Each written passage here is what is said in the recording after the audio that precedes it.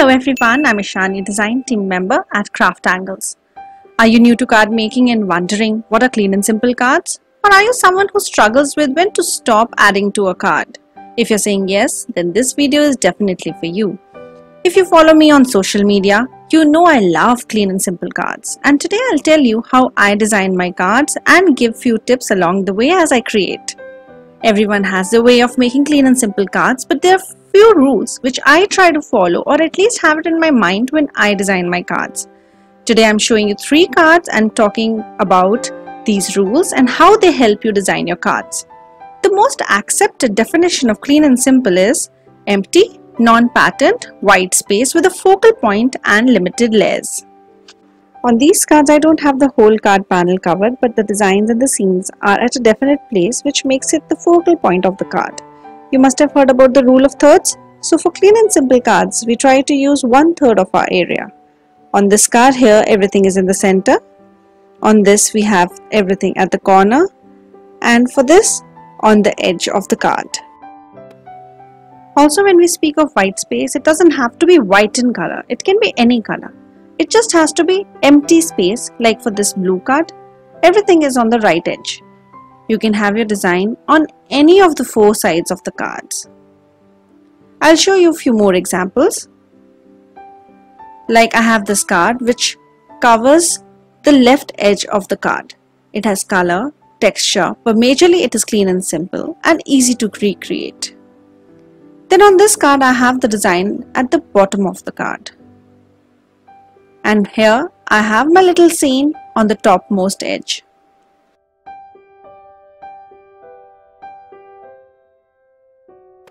Clean and simple is also minimalism, where we give intentional importance to the things we want to get the focus to and remove the things that distract us from it, hence keeping the cards clean. Like for these cards, my focus is at a corner.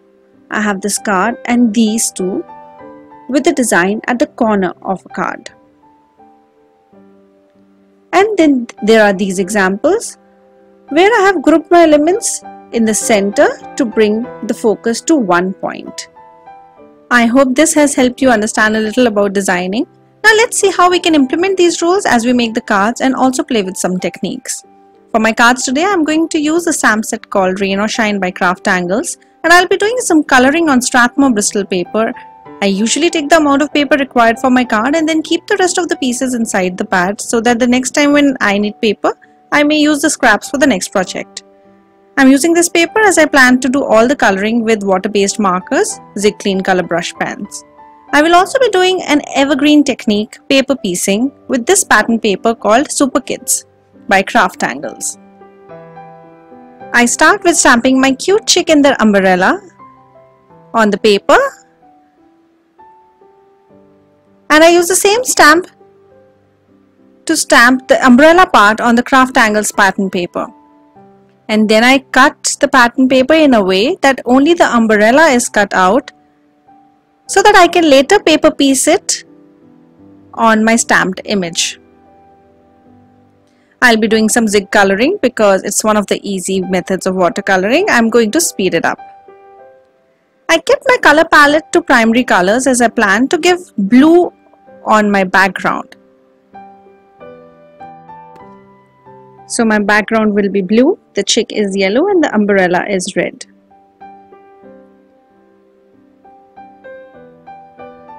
For such places where it gets difficult for scissors to reach without bending paper, I use a craft knife.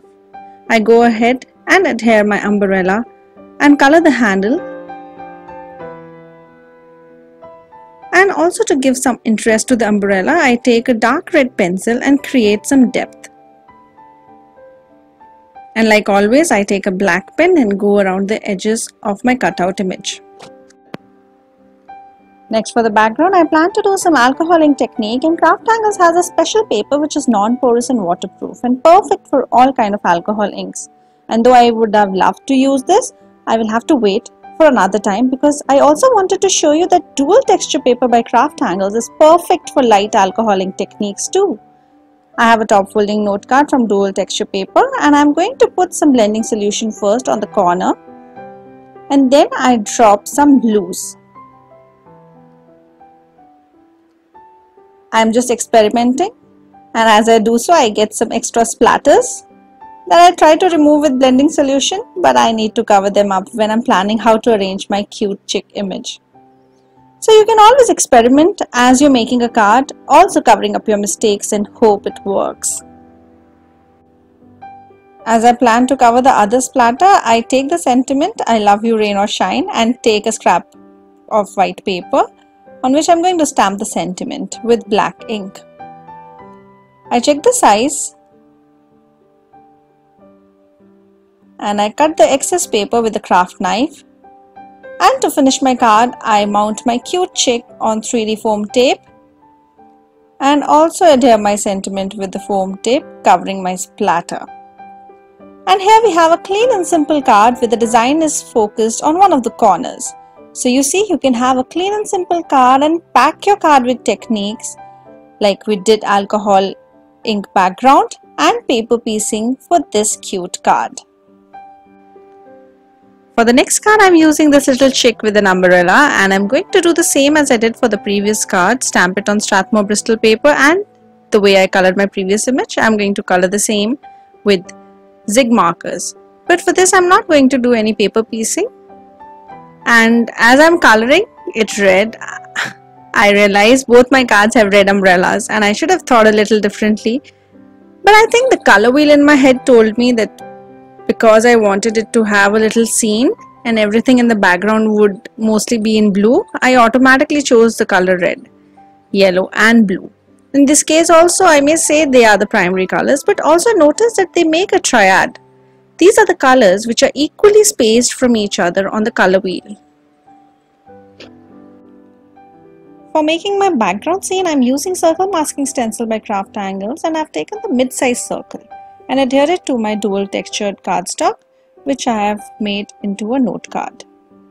This paper is also perfect for doing ink blending, and you will see as I blend how effortlessly the blending occurs. I take a stencil which makes a little hill, and then I mask the hill and blend different blues. First lighter blue and then a darker blue for my sky. And now that I have my scene ready, I plan to add some clouds. If I place my elements outside the circle, it just adds more interest. So I stamp my clouds a little outside of the circle. And for the raindrops, I apply water on the stamp. And as I have also used Distress Oxide, it will take off some color and look like light raindrops. I take a white pen and add white dots to my chick size. And now that I plan to stamp my sentiment, I realize that I can make a little puddle, for which I take a fine liner and draw a small puddle and color with zig markers on the same dual texture paper.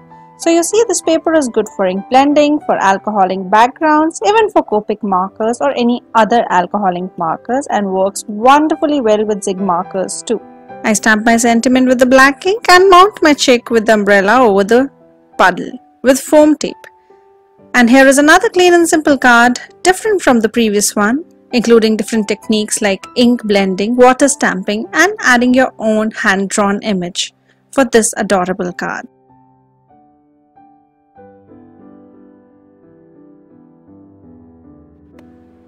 For the last card, I have not chosen a critter, but just the simple umbrella. And I was inspired by the sentiment in the set and thought, why not make a Get Well Soon card? I do the same, stamping and coloring with zig markers for my umbrella and cut it out. And talking about a colored paper, white space means empty space, and you can have any color cardstock as your white space.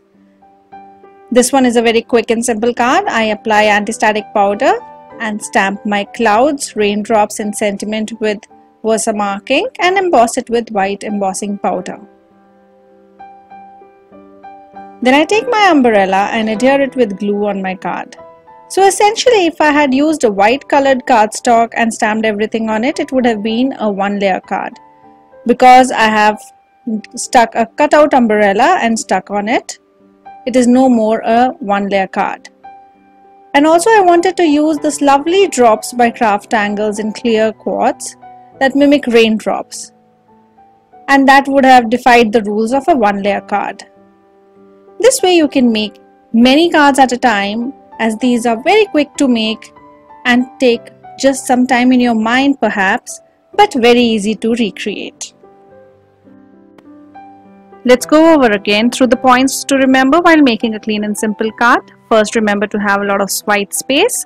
Second is the rule of thirds, so that we have the elements grouped together. And third is going minimalistic and have one focal point. There are always more points to keep in mind, like how to create scene, choosing colors, etc. But that's for another time, though I've touched them here. Let me know in the comments below what are your rules to follow while making clean and simple cards.